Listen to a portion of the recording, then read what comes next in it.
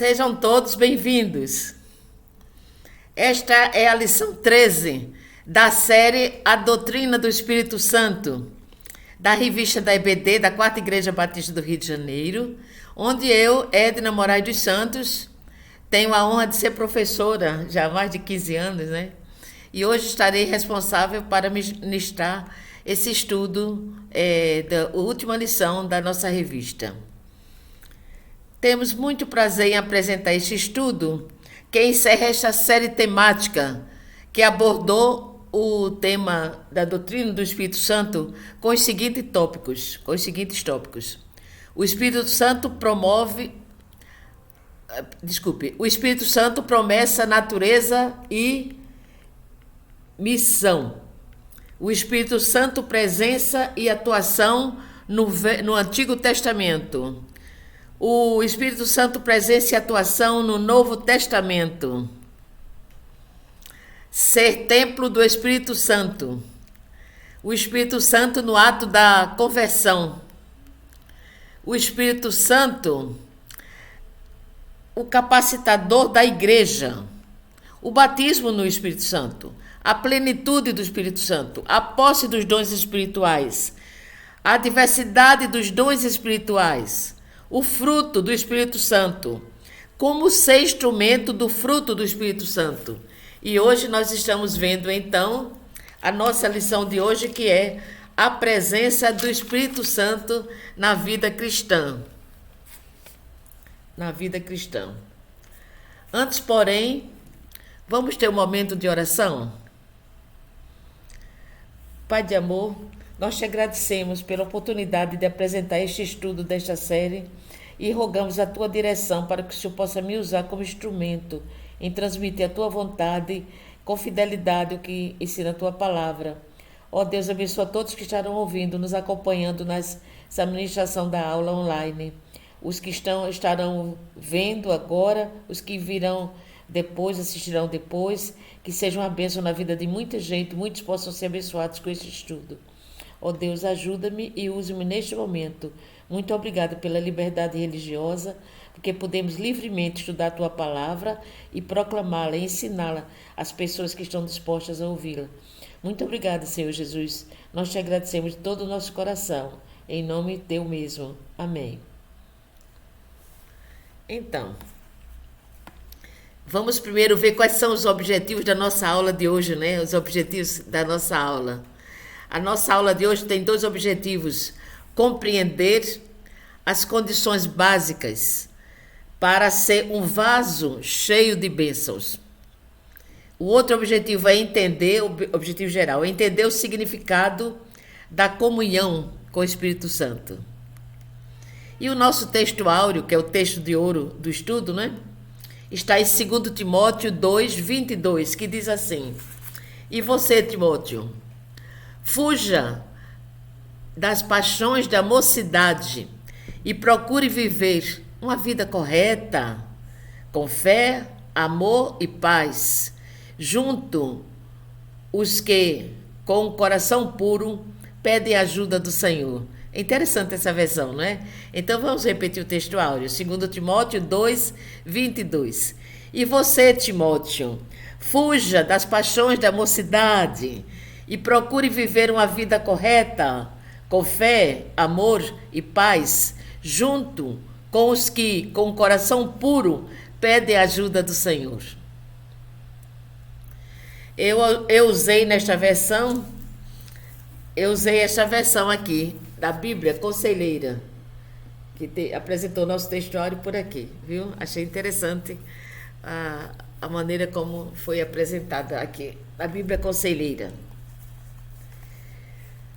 Para introduzir o assunto, nós queremos dizer que há uma declaração linda no início da revista do aluno, que diz que o Espírito Santo passa a residir no coração do salvo para sempre, pois pertence a Deus e ele sela o seu coração com a promessa que confirma, certifica e assegura a condição eterna de filho de Deus. Achei muito linda essa declaração inicial que está no estudo da revista do aluno.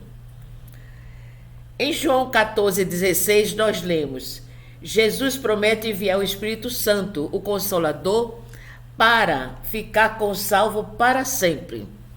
Jesus enviou o Espírito Santo para executar por meio dos salvos, igreja, as funções que ele teria executado se tivesse ficado fisicamente aqui no mundo, não é? O Espírito Santo exerce seu ministério por meio da igreja. Então vem o primeiro bloco do nosso estudo de hoje. Vem uma pergunta: como podemos sentir a presença do Espírito Santo? Olha, tudo começa com a salvação. Tudo começa com a salvação. Os salvos, o Espírito Santo testifica do Pai e do Filho, revela e ensina a verdade de todas as coisas. Uma pergunta que faço para você refletir. A pergunta é a seguinte: como o crente sente a presença do Espírito Santo em sua vida? Como ele sente? Bom, uma sugestão é, pela leitura das Escrituras, é necessário que o salvo por Jesus Cristo leia a palavra de Deus. Faça da leitura de Deus, da palavra de Deus, uma constante em sua vida. Não se trata apenas de pegar um versículo isolado, tipo caixinha de promessas, e dizer: pronto, já cumpri minha obrigação, já li a palavra de Deus hoje, já tirei o versículo que me fez bem, etc. Não se trata disso. Estamos falando em ler a Bíblia, ler com calma, ler meditando, ler procurando ver o que Deus quer lhe falar ao coração, aprender de Deus, aprender da sua palavra, os ensinamentos para a sua felicidade nesta vida. A leitura das Escrituras é muito importante, e também a oração constante. Não é uma oração, tipo assim, um telegramazinho, obrigado, Senhor, por esse alimento, e pronto, e achar que já fez a oração para aquele dia. Mas deve orar constantemente, a oração deve ser continuamente. Orar agradecendo desde que acorda, orar agradecendo quando dorme, orar agradecendo as refeições, e orar louvando, exaltando o Senhor, orar por tantos motivos. A oração de intercessão, tantas pessoas sofrendo, desempregadas, doentes, orar para Deus abençoar essas pessoas e ajudá-las. Então o ministério da intercessão pode ser exercido pelo crente, pelo salvo em Jesus Cristo, não é? E a palavra de Deus afirma: não vos embriagueis com vinho, que leva à devassidão, mas enchei-vos do Espírito Santo. E para que a pessoa possa se encher do Espírito Santo, ela precisa orar, precisa ler a Bíblia, precisa ter comunhão e crescer no conhecimento do Senhor Jesus Cristo, e deixando que o Espírito Santo domine sua vida, sua maneira de ser, de viver. Como podemos ser receptivos e nos tornarmos vasos de bênçãos? Essa é a pergunta que a gente faz para a reflexão de todos. Qual o espaço da sua vida Deus ocupa? Pensemos um pouco. Professora, eu dedico assim 30% da minha vida para Deus ocupar. Outro pode dizer: não, eu dedico assim 60% da minha vida para Deus ocupar. E o outro disse: não, eu dou mais tempo a Deus. Eu acho que dou 80% do meu tempo para Deus. Mas, na verdade, o estudo de hoje está mostrando que é necessário que Deus ocupe todo o espaço da nossa vida.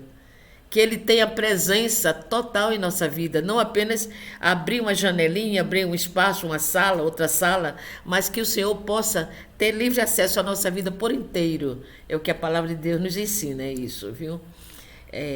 Deixar que Deus habite em nossa vida, o Espírito Santo controle a nossa vida e nos dê suporte nas nossas lutas, nas nossas dificuldades, no nosso dia a dia. O Espírito Santo de Deus esteja conosco. Como podemos ser receptivos e nos tornar vasos de bênçãos? Essa é uma pergunta para todos os alunos pensarem um pouco e responderem. Como podemos ser receptivos e nos tornar vasos de bênção? E então vamos primeiramente ver qual é a nossa proximidade com Deus. Quanto tempo nós gastamos com Ele? Quanto tempo nós gastamos com Sua palavra? quanto tempo nós gastamos nas atividades do reino, no serviço do reino.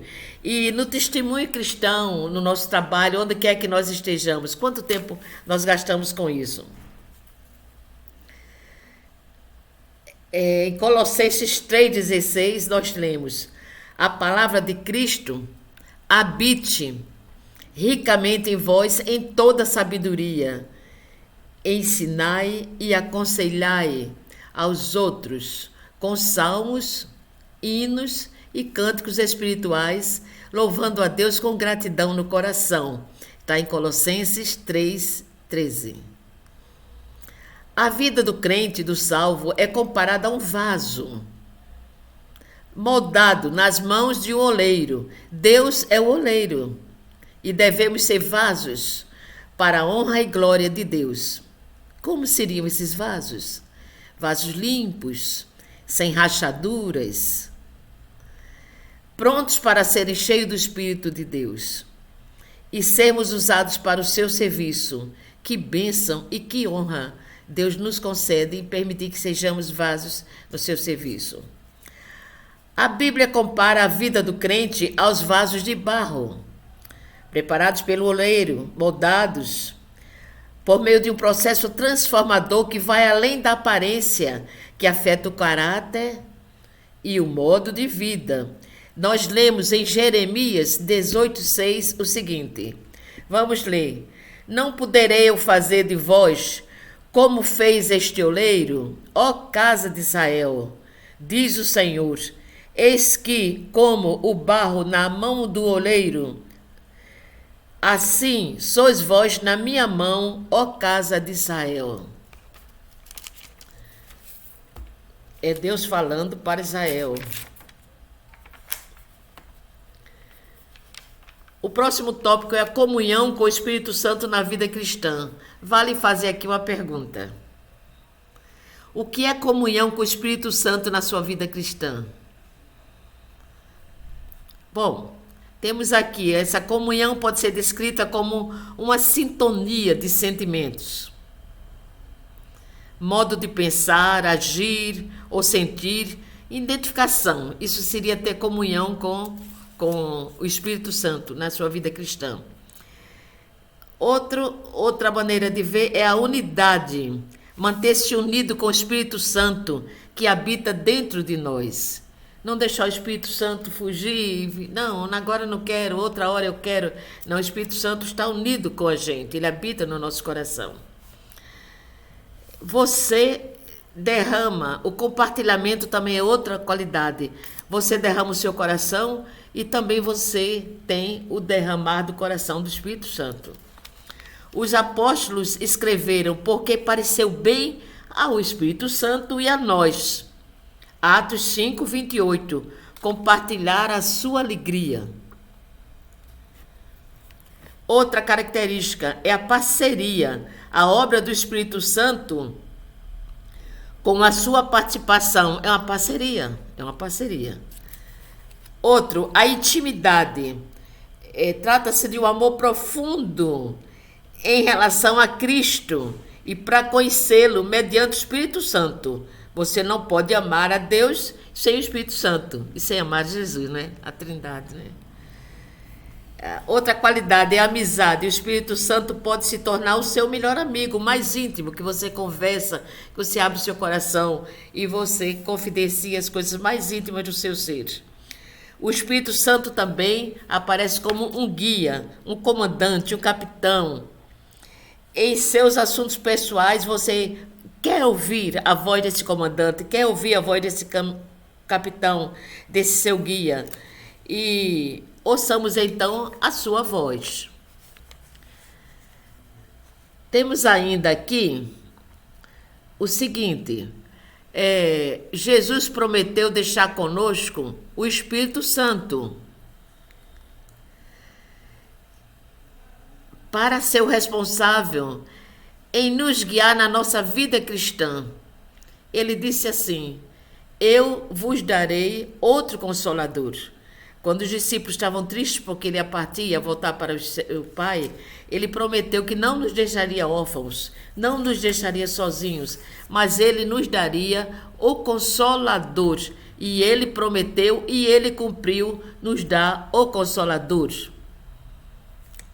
Cumpriu a sua promessa. Estejamos atentos a ele para ouvir a sua voz. Precisamos conhecer mais, seguir e imitar os exemplos dos ensinamentos de Cristo. Lemos em Romanos 6, 22. Mas agora, libertados do pecado e feitos servo de Deus, tendes o vosso fruto para a santificação e, por fim, a vida eterna. A vida eterna é prometida a todos aqueles que deixaram sua vida de pecado, se converteram, aceitaram Jesus como Salvador. E então ele passa o processo de santificação até, por fim, aguardar a vida eterna. Para finalizar, vamos repetir de 2 Coríntios 13, 13, que tem a seguinte promessa: que a graça do Senhor Jesus Cristo, o amor de Deus e a presença do Espírito Santo estejam com todos vocês. Amém? É interessante, né? Vamos repetir porque essa bênção é muito usada em todas as igrejas no final dos cultos e ela é muito confortante. Que a graça do Senhor Jesus Cristo, o amor de Deus e a presença do Espírito Santo estejam com todos vocês.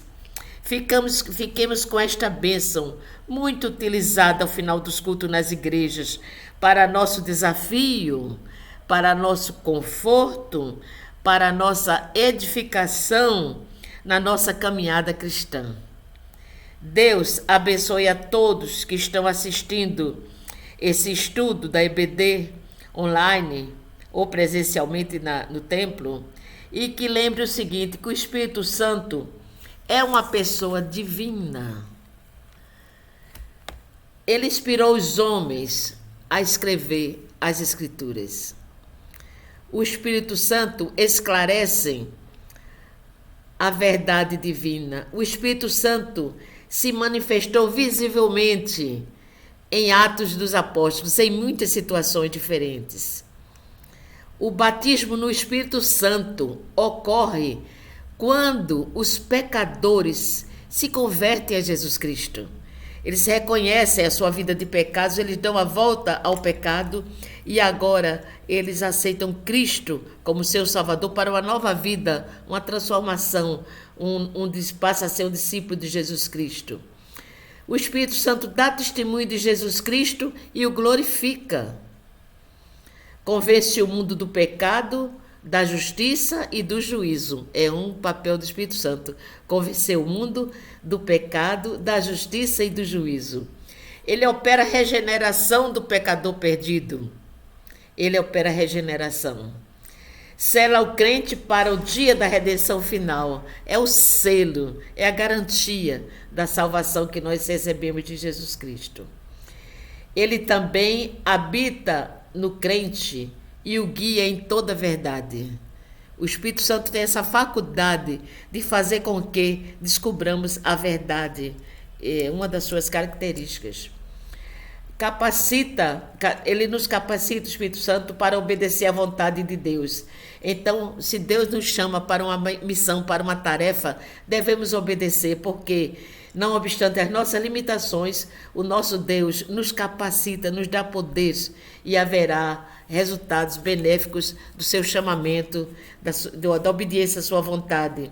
E, finalmente, o Espírito Santo distribui dons para a edificação do corpo de Cristo, que é a igreja. Distribui esses dons, os dons são variados. E ele, o Espírito Santo, é o responsável para distribuir esses dons entre as pessoas, de acordo com o desejo de Deus.